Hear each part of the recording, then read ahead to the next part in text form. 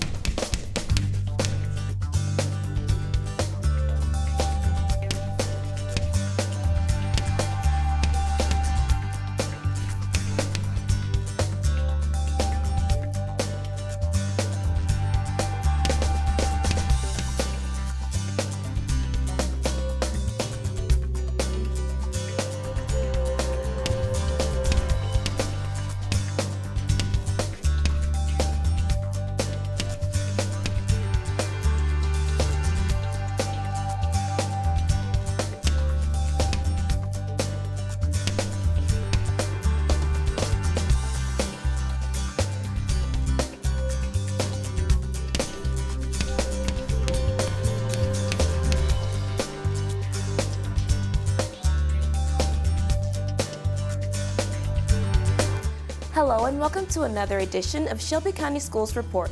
We're coming to you from the studios of Germantown High School Television on the Germantown High School campus. I'm Deborah Noel. And I'm Sara Mayers.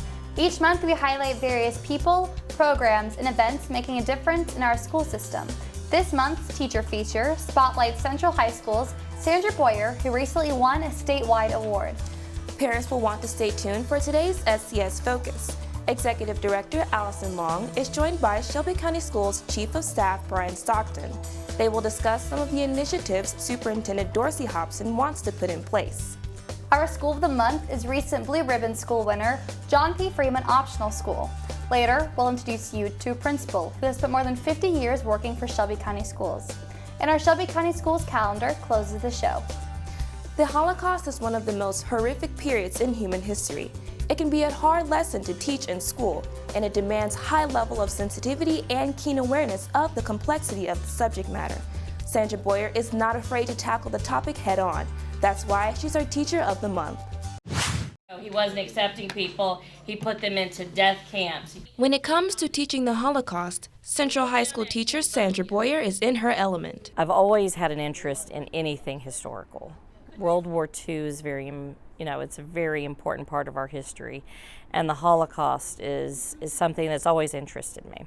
Innocent people were being killed. Your family members were being killed. Should we have gotten involved in this? The Holocaust is so important to Boyer, she incorporates the topic into all her classes and has even invited survivors to talk to her students. She's really excited and enthusiastic and passionate about history and trying to make history come alive to our kids. That passion is one of the reasons Boyer was one of 3 teachers to receive the 2017 Bell-Slipman Holocaust Educator Award, given by the Tennessee Holocaust Commission. I am humbled, I am honored. I do not believe I necessarily deserve it because there are so many wonderful teachers in our system that deserve this honor. She's truly worthy of it. I mean, we're excited for her. It obviously reflects well on the school. He wasn't accepting people. He put them into death camps. Colleagues say it's her unique approach to teaching the Holocaust that wins over students and helps them open up. She trusts them and she's respectful to them, and that same respect comes back. How can people with privilege make a difference to take that privilege away? Or should we take privilege away? She connects well with her students because she's real with them. She's a very genuine person. She's a little weird and a little off, and I think that shows that you're able to open up and be real with somebody. With the help of the organization Facing History and Ourselves, Boyer has been able to develop a curriculum that is eye-opening, challenging, and relatable to her students. The Holocaust is so graphic, it's easy to catch someone's attention through the graphic imagery or video of the camps or of how people were treated. But I like to talk about stories. I feel like I'm a storyteller. And so I'll take a story and I'll lead them down a road. I'll take them from beginning to end. And I believe that affects students more than anything else. It's through these stories that Boyer tries to instill life lessons in her students. I wanted my students to be more caring. I wanted them to be open, to understand that there's so many people throughout history that's been oppressed and mistreated. That's why there's so much conflict sometimes, I've definitely realized a lot about looking at my fellow man and being understanding of their story and knowing that whoever they are in that time and place that you met them is crafted through their past. Teachers like Ms. Boyer are at McCentral High School, one of the most well-known schools in Shelby County. She strives for her students to walk out of her class with an understanding of our culture, society, and develop a compassion for justice. If any child is being hurt, then it's our business. She taught us not to sit by. She taught us we should change the world instead of just, what we used to do, sit by, watch people, stand up and say something. I won't say I was closed-minded before Miss Boyer, but taking her classes and listening to her and her opinions and just that mindset kind of changed me, probably for the rest of my life. Reporting for Shelby County Schools Report, I'm Deborah Noel. The way educators teach has changed a lot in the past 50 years, and one of Shelby County principals has been there every step of the way. Let's meet Margaret MicKissick-Larry, principal of Avon Lennox School, in this month's Faces of SCS. You'll be leaving us pretty soon now. We got to be sure you know all of the safety signs. I was born into a very, very, very, very creative family. My mom, born in Batesville, Mississippi. Back in the day, in Mississippi, if you were smart, you got a chance to teach. So she was kind of a teacher in a one-room school. Education was all around us. We had no choice. One of your favorite books, I see a smile. She never stopped being a teacher. You're talking well over 50 years of experience. I'm with the kids all the time. On Fridays when they have their incentive dance, when they've been good all week, I'm in there dancing with them. So I'm with them. That's what I like. We're a family here. Keep that in mind. We are here for them, for the students, always. I like Miss Larry because she's my favorite principal. She's like a grandmother figure to me. She brings out the joy up in Avon Lennox. Every day, my brain is working. I'm trying to be creative. I'm trying to think of ways to make things better. We'll do a horse divot at the farm. On the farm. Our students are very unique. They come in with a special set of skills. We're working on the skills that sometimes, our students might not have been thought of. Separating food group items as healthy or unhealthy. We know what they need, so therefore we provide that, for each and every kid. You will not see them reading a book as you would in a regular class. You would see them using the smart board. You will see them using manipulatives. A lot of our kids are nonverbal, so we have to learn how to communicate with them, which we do. Oh, they love her. You ought to see the way their faces lights up when they're unloading the buses in the morning. They come up the bus walk and she greets them and they run and hug her. She does everything she can for these students. And they know when she comes in that she's not just the principal, she's somebody that cares about them. She talks to them. She never treats them as anything else other than an adult. But I always tell them, you're a kid to me. And they accept it. They are really great. If she went to another school, it won't be like Avon Lennox School anymore. I found that if I surrounded myself with people who were committed to taking care of the kids, then we could make it. I've never seen a teacher she couldn't get along with, not one. I really haven't. I wouldn't call her strict, but she can be very demanding, and she knows what she needs to get done. The things on here are, of course, deadlines, and we meet deadlines, right? In our meetings, we exchange ideas and share successes and failures, too. She pushes us to no end to get every degree we can get. She just keeps on and keeps on and keeps on until you finally relent and say, okay, I got it, I'm going. I think she's wonderful. I've never had a principal like her in my life. I love coming to work. I love meeting the kids and just feeling the joy that they have and having a place that's safe for them. I'm just thrilled to have been a part of her staff for as long as I have, and I want her to stay as long as she can. People are always asking, Margaret, well, when are you going to retire? Why should I?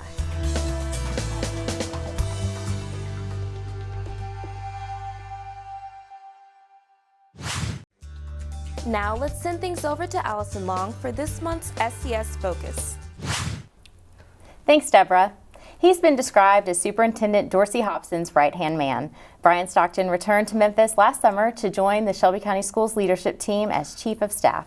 It's a big job, and we're excited he's joining us today to talk about what he does and how it fits into the mission of Shelby County Schools.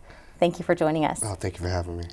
So you're a native Memphian, yes, ma'am, and you moved away for about 25 years. Yes. What made you want to return home to Memphis? The opportunity to actually come back to my hometown and make a difference. I want to transform our hometown. I want to make this a city, a very progressive city. After living in D.C., New York, Philadelphia, Atlanta, and being exposed to those kind of modern liberal cities, I want to bring that back home to Memphis. So for the past 14 months, you've served as Chief of Staff for Shelby County Schools. Can you tell us what that title means? What are your responsibilities? What are my responsibilities? On paper, it's to supervise the other chiefs. We have about 9 chiefs. We have different departments, like academics, operations, finance, HR. So I supervise the people who actually run that department.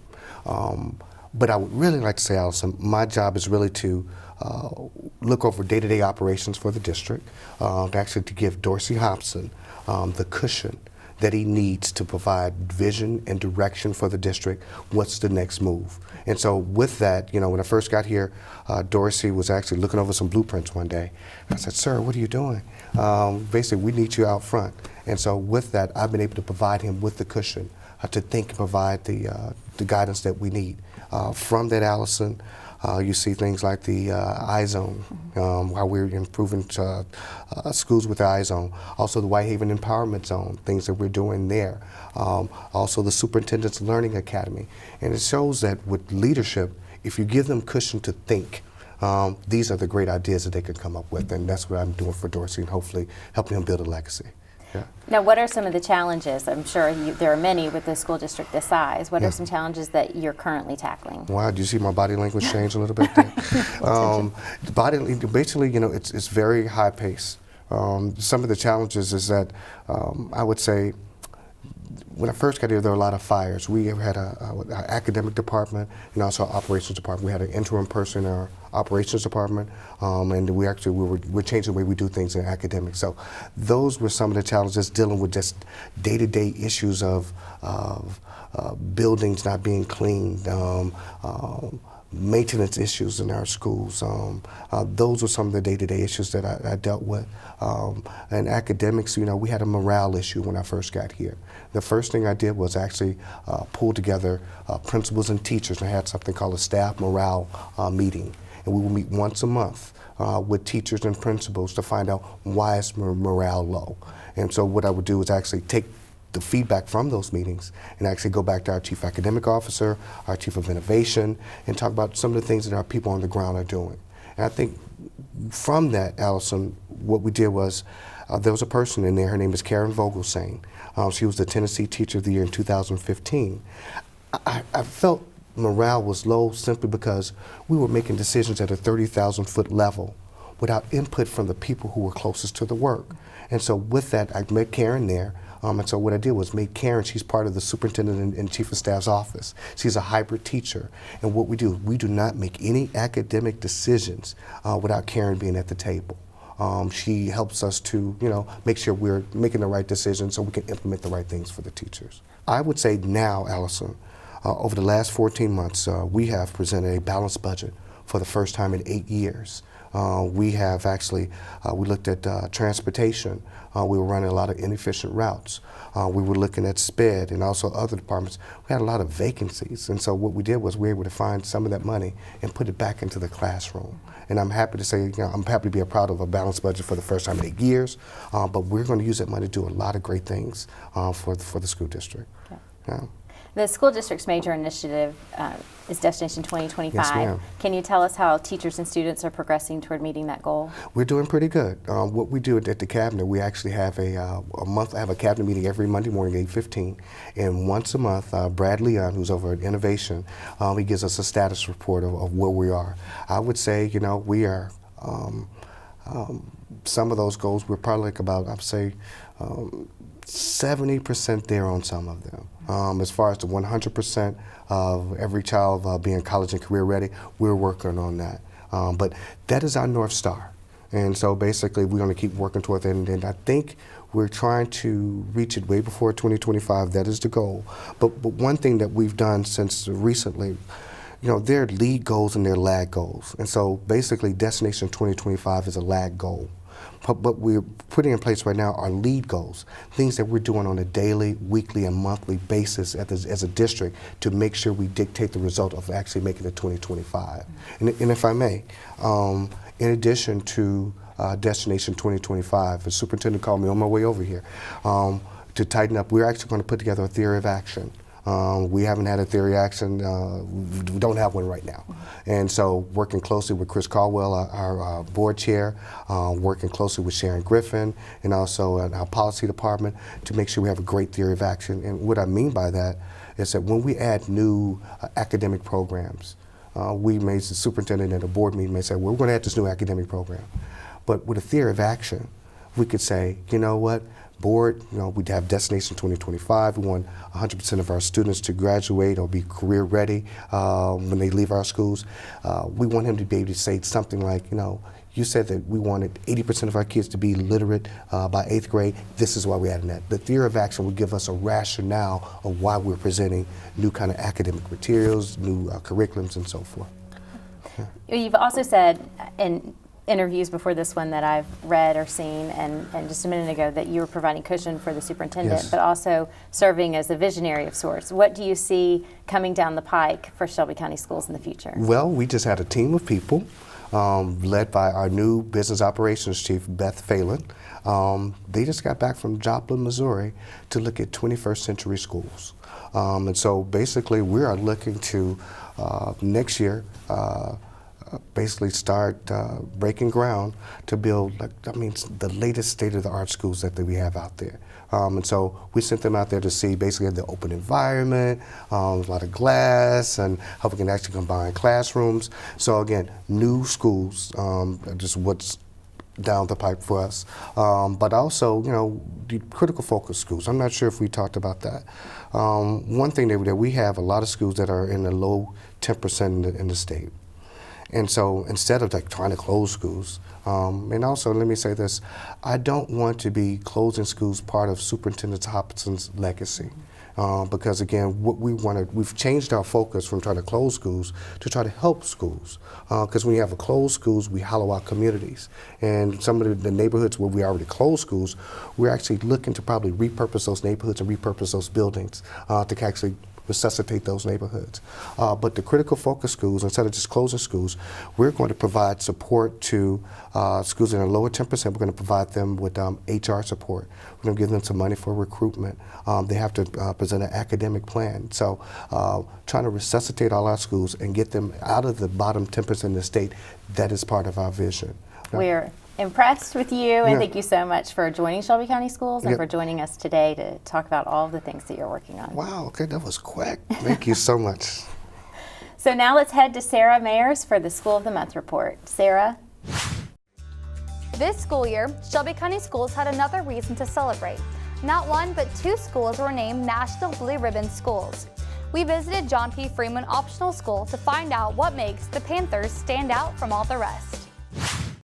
Arm out, stand down! Walk through the hallways and talk to the teachers at JP Freeman Optional School, and you'll get the same feeling. They are a family. You have teachers that have been here for 25 years. You have where parents have gone here and then they send their students here. It's just a very big, just family atmosphere. Teachers, we collaborate together, we work together. It's not unusual to come up here on a Saturday and we're all up here working together. Right now we're getting ready to go into reading, okay? JPF, as it is affectionately called, is one of the few K-8 schools in the district. and it's an optional school. 2 factors parents and teachers say make it one of a kind. Research shows that the K-8 environment itself gives us the opportunity to see children grow, really understand their needs, deficiencies, their strengths, and we're able to build on those from year to year. Our students, you know, they love to be driven and to be pushed higher than what's expected most of the time at other schools, I believe, in our actual neighborhood. The rigorous curriculum that they've had here, they've had opportunities to expand their rise in terms of extracurricular activities. And also my daughters have enjoyed their time here. Early life, let's read about that. That's why teachers weren't surprised when JP Freeman was recognized as a 2016 Blue Ribbon School for the 2nd time. Our students, they achieve, it seems, higher and higher every single year. It's really hard to imagine us not getting it. No, I wasn't surprised at all because our students work extremely hard. Our teachers work hard. Our students are on grade level or above. They have high achievement. They excel in a lot of different things. I got excited because it's just this one school out of so many other schools got picked to be in it, and just the fact that we get to be here, that I get to be here, is kind of amazing. This K-8 Blue Ribbon award-winning school accelerates education in students. With the amazing teachers and administration, they go above and beyond. I look for teachers who are genuinely nurturers, teachers who believe in the child's ability to learn. So it's really important to us to be collaborative, and so we look for teachers who also understand that. Is he using any word choice? This response to student instructional needs has been key to the school's success. We also have created a culture where we believe in high expectations for our students. Our students come to school with the understanding that every day they're going to work hard. Did you come up with it, Kayla? I like that they are able to understand whether we understand or not, and so they can either kind of speed it up or slow it down so everyone gets a chance to learn. And when students are confident in their studies, this allows students to excel in other areas. My favorite thing about John P. Freeman is that I'm allowed to do all kinds of extracurricular activities along with the academics. The friendships you get to make throughout the school year, because you get to meet different kinds of people and understand the way they act. Reporting for Shelby County Schools Report, I'm Sara Mayers. 2016, Shelby County Schools was named among the best communities for music education by the National Association of Music Merchants. SCS leaders partly attribute the recognition to the district's use of the Orff approach, which teaches music through movement and play. We visited 3 classrooms that are using the out-of-the-box approach.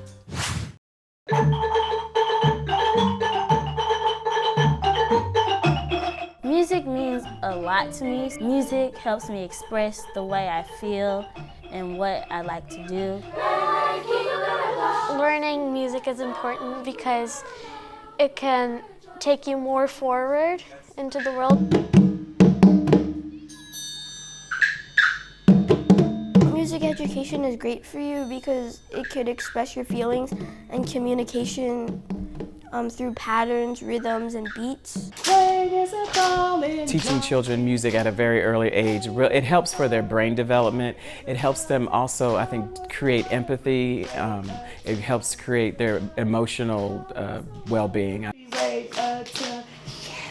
Carl Orff created this program many years ago to educate the entire child musically.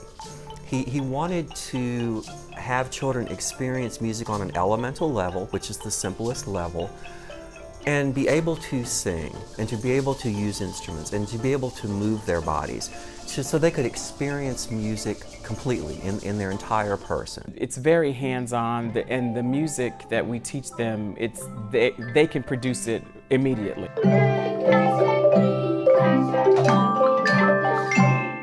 It's a whole approach to a lot of little pieces that come together. 1, 2, ready, and begin. Kookaburra sits in the oak tree. So it involves singing, using instruments that are child-sized, like xylophones, triangles, tambourines, that kind of thing.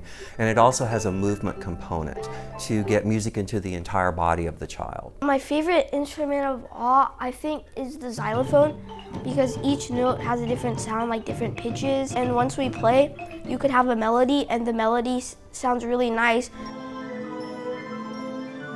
We try to make it magical to them, and they enjoy it because they see it as a challenge. They never get bored. We're playing. We're playing instruments, we're singing, we're skipping. I think that's another reason they love it. It's really fun.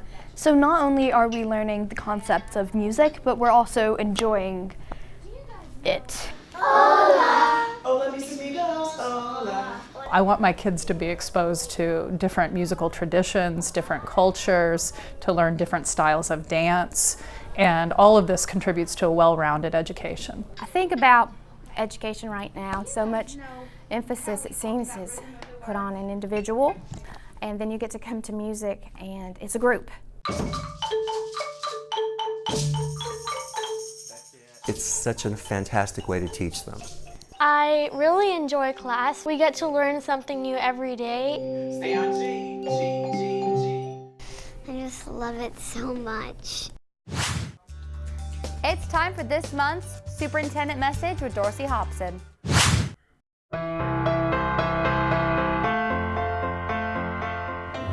Greetings. I'm Dorsey Hopson, Superintendent of Shelby County Schools. We are wrapping up another great school year. From receiving national recognition for our schools and unique programs, to creating an assessment framework to provide better support to our struggling schools, we continue to strive to reach our goals for Destination 2025. We've developed additional ways to support our teachers, created new programs to provide additional instructional options for high-performing students, started the new Summer Learning Academies to provide consistent learning activities year-round, and last, but definitely not least, by aggressively working to uncover inefficiencies in prioritizing spending, SCS presented a balanced budget for the 2017-18 school year with an unprecedented $50 million investment in our schools. It's a personal mission to ensure the children of this community are provided with a quality education, which means supporting our students first.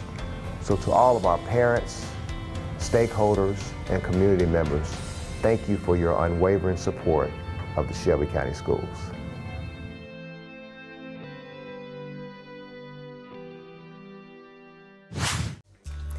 Now it's time to take a look at our Shelby County Schools calendar.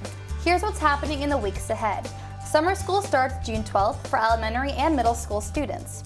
Registration will be held June 6th through 9th at designated summer sites. If your student is in high school, you must register at the summer sites on the date assigned, based on the student's 2016-2017 grade level. Seniors will register Monday, June 5th, followed by juniors on the 6th, sophomores on June 7th, and freshmen on June 8th. Parents, you must have a copy of your child's pre-qualification form and report card to register. Space is limited. For a look at the entire Shelby County Schools calendar, visit us on the web at www.scsk12.org. Thank you for watching today's program. On behalf of everyone here at Germantown High School Television and Shelby County Schools, thanks again for watching. We'll see you next time on Shelby County Schools Report.